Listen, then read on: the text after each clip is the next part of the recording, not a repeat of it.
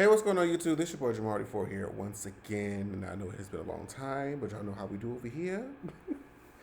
I try to get these in whenever I can, because if y'all follow me across my other social media, y'all know I be here, there, everywhere, and back again. But I still be trying to make sure, like, whenever I can just, sit down and make these videos, I really just need to make them in bulk. I keep saying I'm gonna try to get back on my Tuesday, Thursday schedule. Somebody started holding me to this. Somebody really needs to start holding me to this. Be like, bitch, record this shit. But side note, if you guys are wondering what it is that I'm wearing on my lip, it is one of my upcoming matte lipsticks. Going to be on my Nova makeup line. Baby, I'm telling you, I'm so excited about these colors. But I'm just field testing it right now. And since we're doing horror stories, I put my black one on. I've got me a black, a purple, a red, and a nude. But we're not, shameless plug. Make sure you check out my partnership at Exquisite.com. But anyway, we're here because if y'all remember the last I said, the next one I wanted to do was these 3 KFC horror stories. Just because I just want to know how seriously I'm going to be able to take a horror story from KFC. Like, what could this possibly be? You know what I'm saying? But you know what? Let's go ahead and get into it, y'all. I used to work in a KFC a few years back. Later, I went back to my hometown, which is why I left the job. But this is not the only reason why I got fed up with the job. Common dine-outs like this often see customers of all kinds. So, this one-time experience kind of terrorized me for life. I worked at the counter as a cashier, so I had to deal with the customers directly. One night, I was sitting behind the counter and counting the cash at the end of the day when I heard the entrance door fly open. 2 boys came inside. One had red hair and a pale complexion, while the other had a bun tied with dirty long hairs dangling from his...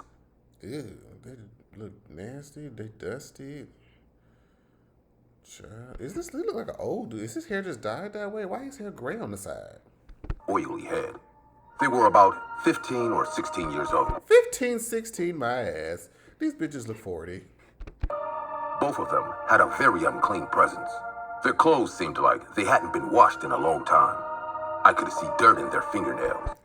Oh, baby, let me tell you, if there is one thing that can make my dick soft, is some dirty fingernails. Because you know why? I have no reason not to believe that dirt underneath your fingernails is feces, and I can't have you touching me. I knew. A bad odor took over as soon as they approached the counter. "A bucket of fried chicken, please," the red-haired boy said in a cold voice while raising a $20 note at me. The boy with the bun wore a dirty sweatshirt even on that hot summer night. As they stood there like 2 fishy customers that I would never want to meet at the end of my late-night shift, I realized troubles are waiting for me. Okay, now, let me ask you this, young lady. Are you the only person that's on shift right now? I really highly doubt that they left, a young teenage girl to fend in a business all by themselves. I'm hoping there's somebody else in there with you. I told them to take a seat and went inside to tell Ralph about our last order. Ralph was the night cook who joined recently. While giving him the orders, I told him how sketchy those boys looked to me. Ralph laughed and said, "I'm sure there won't be any petty thieves, Lucy." Did she look sketchy as damn self? "You go keep an eye on them. I will be there with the fried chicken soon." I went back and saw those 2 boys were wandering around the restaurant like they were walking in their homes. The red-haired boy was observing each detail of the shop. I even saw him noticing the security camera too attentively. With their behavior, I could tell they had some other intention. After wandering around for some time, they sat at a table nearby and started to talk in a low but deep voice. I could hear their full conversation, but I heard them addressing each other by the name of Jackson and Liam. The red-haired boy was Jackson and the other one was Liam. So far, I didn't hear Liam say a single word to me. He was the quieter one and also the most mysterious among the 2. He had lots of cut marks on his face and every 5 seconds, looking at me in a very creepy way. I even saw him licking his lips while he laid his eyes on me. The cold stare and their inaudible whispers were making me even more anxious. Suddenly, Liam got up and went out of the restaurant. I wanted to ignore it, as this was none of my business, but I still asked, where did your friend go? Jackson smiled and said, to take a leak. How long will it take? I smiled awkwardly and said, Wait, don't they have bathrooms inside the store? Why did he have to leave out of the store to piss? Not much. Our cook will bring the food soon. You guys are our last customers for the night. Hence, it's taking time to arrange everything before closing the shop. After a few minutes, Liam came back and sat beside his friend, just like before. I waited and waited for Ralph to come out, but time went away. My level of patience gave in, and I got up and walked to the kitchen. The minute I stepped inside the kitchen, the electricity went out. It wasn't a power cut, as I could see the streetlight on the highway shining. Uh-oh. He went behind there and cut the... Wait, what did he do? Oh, shit. Bright. Someone purposefully turned off the power switch. I checked into my pockets and took out my phone. While trying to turn on the flashlight on my phone, I took a step further in the dark and stepped onto a gooey liquid that had a weird metallic stench. Oh, shit. They done killed the cook. Why you gotta kill the cook? The cook was minding his business. Damn it, Ralph! Didn't you clean the kitchen? I screamed in the dark. I switched on my flashlight, and as it hit the floor, I saw what I just stepped in. There was a pool of blood on the kitchen floor that came from a deep stab wound on the body of our night cook, Ralph. Oh my God. I turned around to leave when I got face to face with Jackson. He stood there with a blood-soaked knife in his hand and smiled at me. I remembered there's a back door, so I turned around to escape from there. I was a few inches away from the back door when Liam entered the kitchen. So this is what he did when he went outside. My God. He entered the kitchen from the back door and stabbed poor Ralph to death. These young... So did we not... Because... Well, hold on. Because if that's the case, did he not scream? Did you not hear no sort of commotion in the back? Like, is it a soundproof kitchen or something? Like, you didn't hear none of that? And then, when he came back in, did he wash... Well, I guess he couldn't wash his clothes, but, like, did he not have, like, the blood splattered all over him or nothing, child? Oh. Young boys are cold-blooded criminals. They cornered me from both ends, and I knew now it would be my turn to get slashed at their hands. What? What do you want? I said in a terrified voice. Look, Liam, she is willing to give us what we want, Jackson said while laughing like a psycho. Let's go to the counter, he said and raised the sharp, bloody knife at me. I tried to be calm because one wrong move can silence me forever. They escorted me back to the eating area, and when we reached near the counter, Liam pushed me from behind. I tripped accidentally and hit my head on the marble desk. Blood rushed down immediately, and I started crying in pain. Just tell me what you guys want. Please, just let me go. Yes. We don't want to murder a poor, weak woman. It doesn't worth anyway. We just want the money from the cash register. That's all. You guys are doing this for some money? There's still time. You two are too young to destroy your life like this. Do you have any idea what the cops will do to you if they ever catch you? Suddenly, I saw Liam's face turn pale. For the first time, he looked scared. He said in a fumbling voice, Maybe we should just leave, Jackson. I don't want to go to prison. Jackson grabbed his shoulder and screamed furiously. Now you're contemplating not going to prison after you've already stabbed someone, and that's probably not the only person that you stabbed?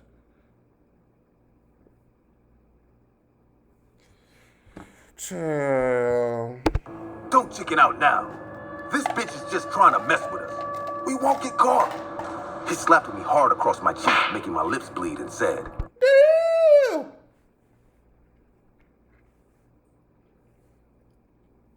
Not only did you slap her, but you called her a bitch. Just give us the money. We don't need your lecture, lady. Jackson gave the knife to Liam and snatched my phone from my hand. Now go to the cash register. Go! He screamed. The flashlight on my phone was the only source of light, till now.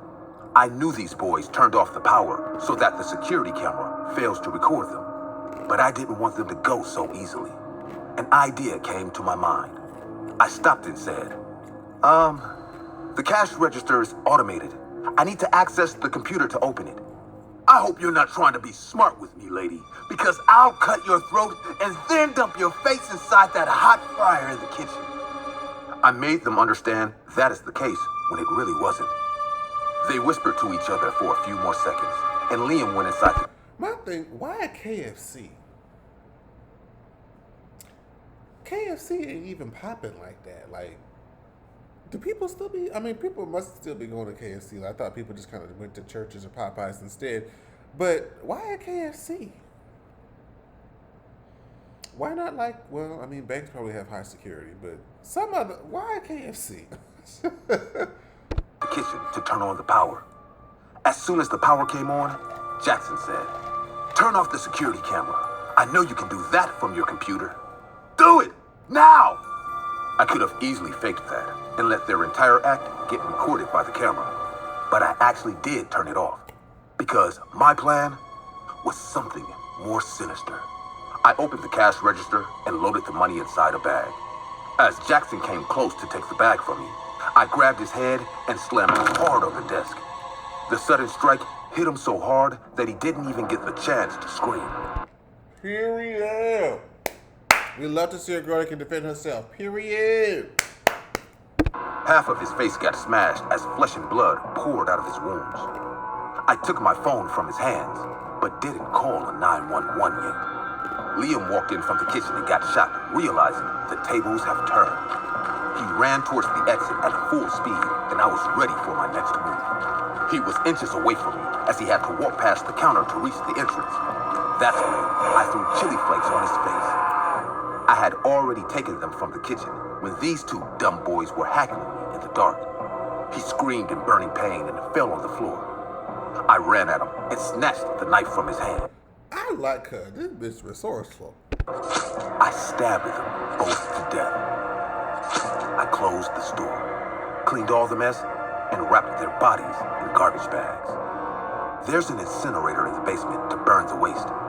I called 911 now and hid their bodies inside the incinerator. The cops came and took my account on a robbery done by two mad young boys. The security camera had the footage of them entering and wandering inside the restaurant in the very beginning. The cops identified them as escaped thugs who had past records of burglary and other crimes. The story flashed in the morning news as two boys murdered the night cook and tortured a lady employee of KFC, then took all the money and ran away. I went back the next day and burnt their bodies in my free time. Only I had the access to the basement, so my secret remained pretty safe. I continued working there for a month or two, and then left the job for a fresh start. The boys are still on the wanted list. I am still the poor victim in everyone's eyes, when in reality, I got away with murder. Oh, Miss Thing. Oh, Miss Thing turned them fucking tables, bitch. She kind of turned that. I ain't even gonna lie. She got them together. I can't be mad. Like, you slapped me, you called me a bitch, you about to stab me, you was gonna kill me.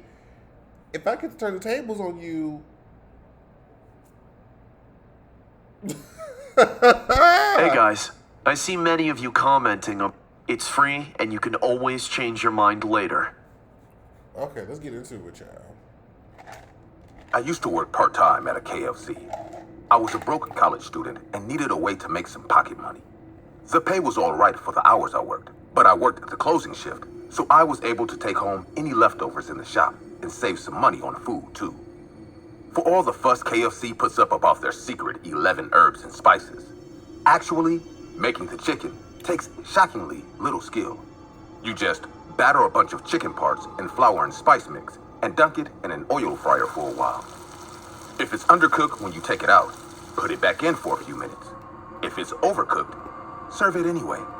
It's not like anyone will complain about the quality of the food if they're already willing to eat at a KFC. Read KFC. Read KFC, bitch. Even if it's overcooked, Still serve it. They don't care. They're eating KFC. I never questioned what was inside the spice mix that went into the chicken I served people every day. I didn't even like the way it tasted all that much. It was good for about the first week of me working there. But after having KFC for dinner every night for the sake of saving money, I started to get sick of it. Still, I kept eating it because, hey, free food is still free food. True. One day, I went to work as usual. Fried a bunch of chicken for a bunch of people who were either regulars or just passing through, and split whatever was left with the other employees to take home. By the time I got home, the grease from the chicken had pooled onto the bottom of the cardboard box I used to carry it, and the once crispy batter had grown soggy during the long car ride.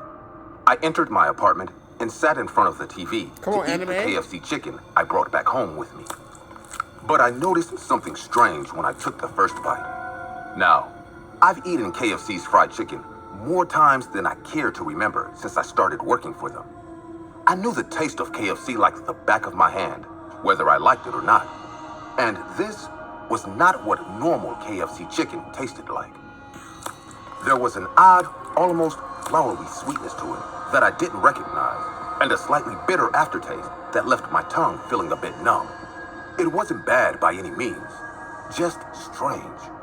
I'm sure that someone who hasn't eaten it almost every day like I had probably wouldn't have noticed the change in flavor. I assumed the flour or spice mix for the last batch must have been a few days past its expiration date, and decided it'd be best if I didn't finish the chicken. I tossed the rest of the chicken out of my apartment window into the alley below for a lucky stray dog to come and eat it. The next night at work, one of my coworkers, let's call him Jerry, chatted with me about the strange tasting chicken as we were working the fryers to make more of the stuff. Hey, Sally, is it just me, or did the chicken last night taste a little off to you? I know what you mean. I couldn't bring myself to finish it. Was the spice expired or something? No, I checked the expiration date on the new spices that came in last night. They probably changed the formula without telling anyone to save on costs. I see. It probably doesn't taste all too different to Girl, they're probably firing up people's fingers or some shit. I'm certain that I feel like they just serving human parts at this point, or it's gonna be like a rat or some crazy shit. people who don't eat it every day like we do. Yeah, to be honest, I think all of us have been eating way too much fried chicken since we started working here. I think you're right. There's more grease than blood in my veins at this point. How about we grab some actual food after work then? I hear there's a noodle shop nearby that stays open really late. Jerry must have been the smoothest guy on the face of the planet, because I didn't realize he was asking me out on a date until halfway into the date, and didn't even mind when I realized I was on one. I had a good time eating some actual food with a cute guy I liked, and got home a little later than usual. Okay. Oddly enough, when I got back, the chicken pieces I'd thrown out the previous night were still there. Normally, the stray dogs in my area would fight for each other for even the smallest scraps of expired food. For 3 whole pieces of fried chicken to survive being devoured by them was a miracle, even if it was KFC chicken. Whatever was in that fried chicken, it must have smelled unpleasant enough to the dogs' sensitive noses that even they didn't want to eat it.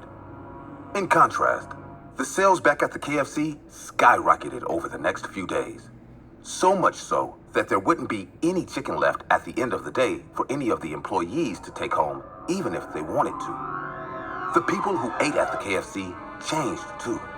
They were the same regulars who came by from time to time since I started working there. But after the chicken began tasting strange, they came by almost every day and started ordering buckets worth of chicken instead of the modestly sized value menu items they usually ordered.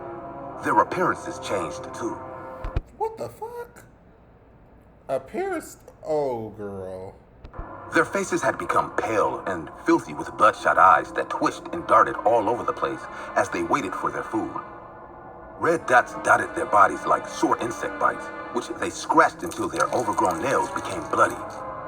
It only got worse as time went on. Despite eating copious amounts of chicken almost every day, the regulars became skeletally thin with sunken faces that made them look more like walking corpses than people. On one particularly busy night, we ran out of chicken while the restaurant was full of the sickly-looking regulars. one of the regulars came up to the cashier I was tending to at the time. "One chicken bucket meal, please." "I'm sorry, sir, but we're out of chicken for the night." At that, the man's bloodshot eyes widened in surprise and his lips curled into an angry snarl. "You're out of chicken? Out of chicken?" "We'll be restocked tomorrow, sir. Please." Now, I ain't even gonna lie. I know this is like a dramatic effect and everything, but when I be getting to Popeyes and it be like 6, 7 o'clock at night and they talking about they be out of chicken, I'm like, what you mean you out of chicken, bruh? Like, you Popeyes. How you gonna be out of chicken? That's the one damn thing you supposed to do right. You, you can't do this to us. You can't be out. I need it now. The man shouting started gaining the attention of the other regulars. But instead of being annoyed, they seemed to be just as concerned as he was about the lack of chicken. The ones who were still eating held their buckets of chicken close, while those who were nearly finished with theirs eyed them with hungry eyes. The next few minutes went by in a flash. The regular who'd been talking to me saw a woman with a nearly full bucket of chicken and lunged at it to grab a drumstick. The moment his hand got near the bucket, the woman grabbed him by the wrist and chomped down on his fingers with unnatural force that severed. What the fuck? Girl, not them turning into cannibals over KFC chicken, child? Clean at the joint. There was a scream from the man, followed by several more from the other customers as they scratched and bit at one another like wild dogs to steal each other's chickens. I retreated back into the kitchen with the other employees, and we called the police. Why is he smiling? These two at least look concerned, or at least these three look concerned. Who is this? Why is he smiling? Our manager told us that he'll go outside to wait for the police there and left the restaurant through the back door. When the police finally came, the entire place was filled with crazed customers, fighting each other over the fried chicken, which they eagerly ate from the floor. The police had to tase the ones still standing to arrest them, though many of them had to be taken away in an ambulance instead. When I asked the police where the manager who went outside to wait for them was, they looked at me in confusion. They didn't see anyone outside. Oh, girl. The manager been poisoning the chicken child. When they got there, the KFC was closed for the next few days for a police investigation. Jerry and I both told the police about how the customers started acting strange ever since the chicken recipe changed. When they analyzed the spice mix we'd been using for the chicken, it tested positive for a highly addictive and very illegal drug. The same kind that was found in the system of every customer who was arrested the night all hell broke loose. Police theorized that the manager must have been putting addictive drugs in the chicken in an attempt to boost sales. It worked, but at the cost of the customer's physical and mental health. And when he realized that he was going to get caught, he ran away and never looked back like the greedy coward he was. I live with the guilt of accidentally ruining the lives of all those people every day. Jerry assures me that none of us could have known. But he knows that's a lie as well as I do. Had we cared more about our job, we could have saved a lot of people from the life of addiction they are now trapped in. Oh, child. That is a mess. I have decided against giving my name, as it is in my best interest. And also because I am a full-blown accomplice to the horror you are about to hear. So my alias in this story will be known as Noah. This incident happened over 5 years ago, and I have held on to it throughout all these years. But no matter how much I try, I just can't sleep right. And maybe, just maybe, telling this will remove the huge weight that has been weighing down on my conscience all these years. I worked at KFC for over 12 years. I used to love the 12 place. years? The smell of the chicken, the chatting customers. Basically, everything about that restaurant made me happy. If I remember correctly, it was on a Thursday, and I had gotten a call from the manager's office. When I went there, I was told that I would soon be promoted to manager. I remember the manager at the time telling me, "Remember." Hold on, wait a minute. You mean to tell me you've been working at KFC for 12 years, over a decade,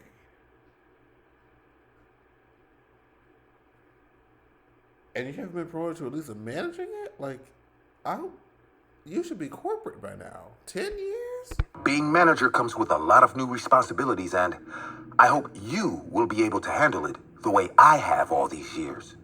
I remember telling him with a smile, I am fully sure that I am capable, sir, and I know that I will be able to take on the position. He then replied me in a low, dark tone with, I really hope you are. During my last weeks as a normal employee, I was given the night shifts. There was a lovely chubby kid called Timmy who always used to come to the restaurant. He would stay there all day till late at night. And since he was a regular customer, I befriended him. I later found out that the reason why he was always at the restaurant was because he hated going home. I remember he told me, my mom and dad are always fighting. They really don't care about me. So anytime they give me money to eat, I always come here so that I don't have to see them fight. I took a liking to the kid because I sympathized with him. So after my shift, I would always keep him company. Most times, I would sit with him as he ate. One particular thing I remember about the young boy Timmy was that he would always vigorously lick his fingers after eating his food. I would always chuckle about it because it always reminded me of the KFC slogan, it's finger licking good. So anytime I served him, I always said, it's so good, you'll lick your fingers. The next day during my second night shift, I saw a man coming in wearing a hoodie. I couldn't see his face, but he had a bad aura and he made the environment tense. He walked up to the counter to order a bucket of chicken. I remember walking up to the table to serve this strange man his food, and he said to me in a low, deep voice, are these the finger-licking good ones? I was confused, but I said, yeah, man, I guess so. He then replied, you're sure these are finger-licking good ones? I don't eat any other ones but those. I was creeped out now, but I said with a forced smile, yeah, they sure are. With no response, he looked forward into the void and silently began to eat. I went back to the counter, a bit anxious and shaken up. After a while, the man finished his meal, and he left, leaving only me and Timmy in the restaurant. I don't know why, but I heaved a sigh of relief as the environment wasn't tense anymore. The next night was basically the same thing, as the man came in and ordered the same thing he did the night before. And the night after followed in the same order as the man arrived at the same time. Nothing changed until the... Yeah, he looking at the kid. Is that his dad? Is that some sort of predator? Like, what's the given? last night of that week. I was going to be the manager the next day, so it was my last day as a normal worker. I wasn't really doing anything, so I went out for a minute to throw out the trash. And when I came back, I couldn't see anyone. Neither Timmy nor the man was there. I was sure no one left, as I didn't see anyone leave through the front door. I became scared, and that's when I began to hear sounds coming from the kitchen. I waited for a few minutes before I decided to go check it out. As I finally reached the kitchen, I saw the weird man manning the grill while whistling a tune. I remember asking, "What are you doing here? Where's the cook?" The hooded man then replied to me in his usual low voice with, "His shift is over, so it's my turn." I remember being shocked for a minute as he said it with all confidence, as if he was sure of what he was saying. I then quickly said, "I'm sorry, man, but you don't work here and customers aren't allowed back here, so you have to leave." The hooded man just ignored me and continued cooking. I was perplexed as I didn't know what to do. I contemplated forcefully dragging him out of the kitchen, but seeing as he was a huge, unpredictable man, I decided not to. As I was deep in thought, I noticed him bring out a jar from his pocket and begin to slowly add what I assumed to be fries dipped in ketchup into the deep fryer. I couldn't make them out at first glance, but with a closer look, I realized that he was slowly dropping bloody human fingers into the fryer. It took...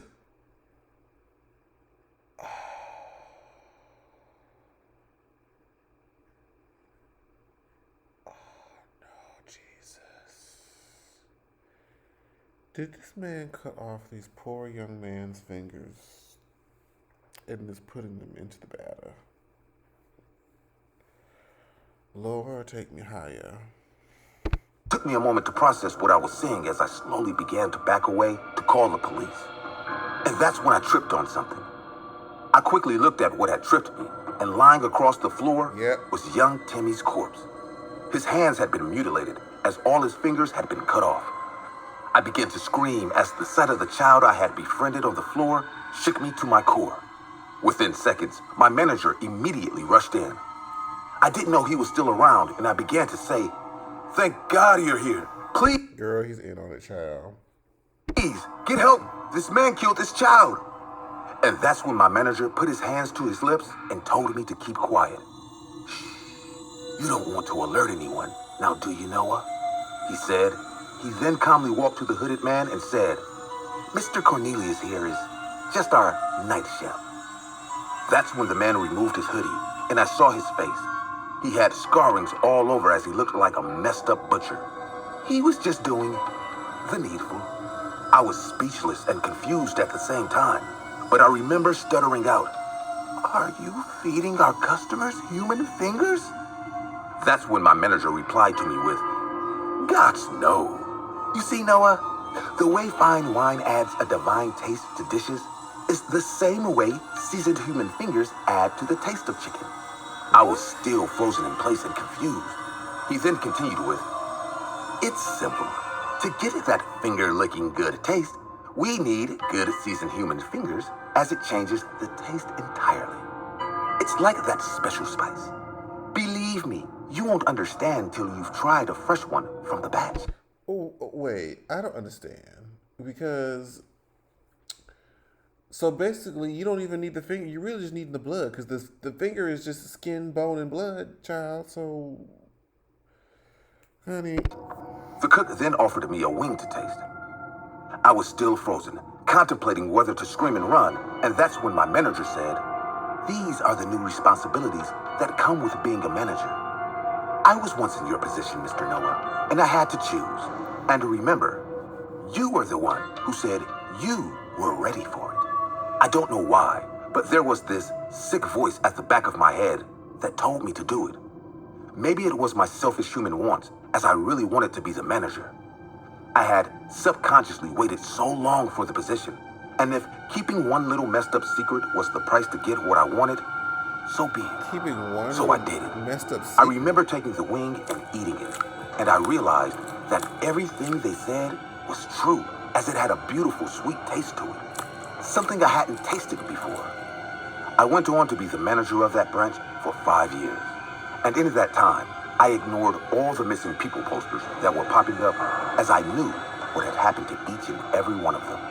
Even after all this time, I thought I had silenced my conscience, but I still see Timmy's face every night for the past 5 years.